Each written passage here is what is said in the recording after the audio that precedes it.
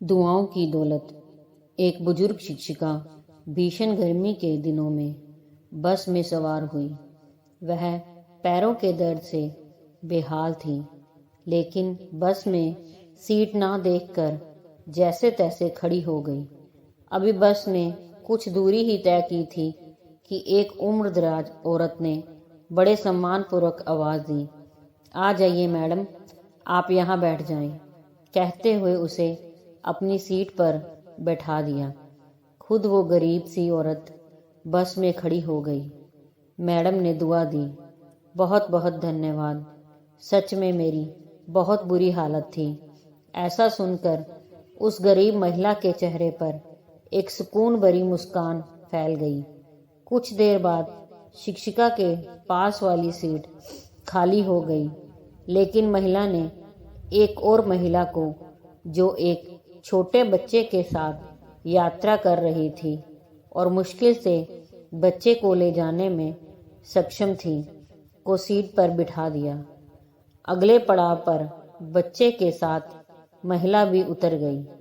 Seat खाली हो गई, लेकिन नेक दिल महिला ने बैठने का लालच नहीं किया, बल्कि बस में चढ़े एक कमजोर बूढ़े आदमी को बैठा दिया, जो अभी अभी बस में चढ़ा था। कुछ देर बाद सीट फिर से खाली हो गई। बस में अब गिनी चुनी सवारियां ही रह गई थीं।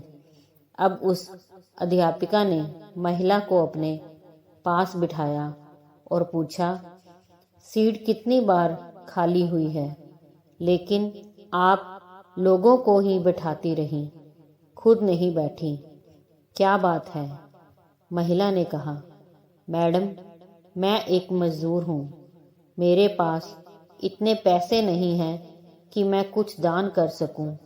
अतः पुण्य कमाने के लिए मैं क्या करती हूँ कि कहीं रास्ते से पत्थर उठाकर एक तरफ कर देती हूँ। कभी किसी ज़रूरतमंद को पानी पिला देती हूँ, कभी बस में किसी के लिए सीट छोड़ देती हूँ। फिर जब सामने वाला मुझे दुआएं देता है तो मैं अपनी गरीबी भूल जाती हूँ। दिन भर की थकान दूर हो जाती है।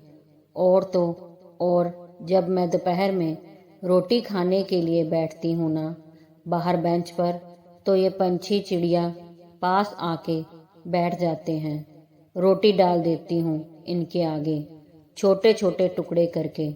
जब वे खुशी से चिल्लाते हैं तो उन भगवान के जीवों को देखकर मेरा पेट भर जाता है।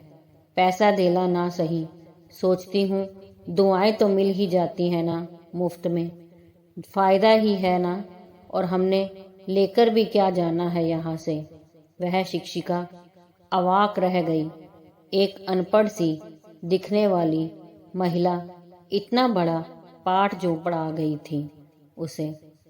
अगर दुनिया के आधे लोग ऐसी सोच को अपना लें तो धरती स्वर्ग बन जाएगी। दोस्तों, अगर कहानी पसंद आई हो तो लाइक, सब्सक्राइब, शेयर ज़रूर कीजिए।